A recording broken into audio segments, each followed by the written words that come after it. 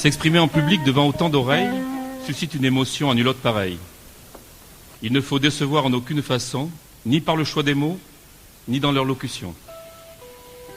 Écrire est une chose, le dire en est une autre.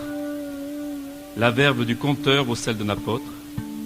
Il faut bien du talent pour atteindre les cœurs et par de simples mots, inventer du bonheur.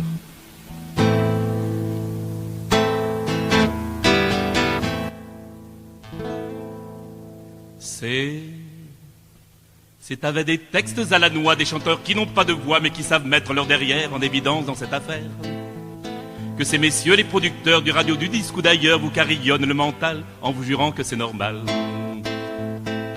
Et toi dans ton HLM, on te fourre dans le système quand tu tournes le bouton au mille fois la chanson. Des chansons qui n'ont pas de cœur mais qui se retiennent par cœur de 3 accords au maximum, la poésie au minimum. Les mots amour, larmes et pleurs qu'on te place à 100 sous de l'heure dans un contexte toujours plein de sentiments dans le refrain.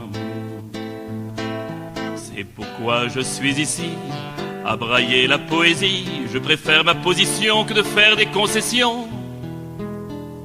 C'est avec un peu de pognon et un coup de pied dans le fion que je pourrais sans dérision passer à la télévision.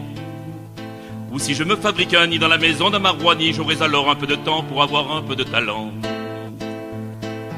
Mais je veux vous voir encore faire la manche et puis d'abord chanter tout ce qui me plaît même si je n'ai pas de succès.